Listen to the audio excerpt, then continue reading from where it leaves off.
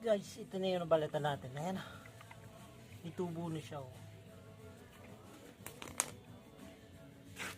Yan, pakinggan. Eh, magandang kaas yan. Tinabubuksan natin.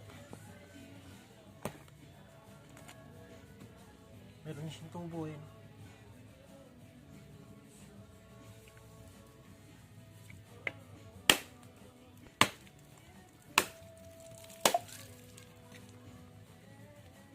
Ayan o, meron siyang...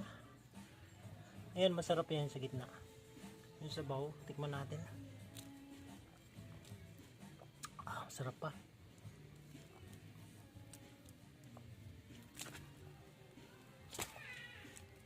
Kasi ito matamis.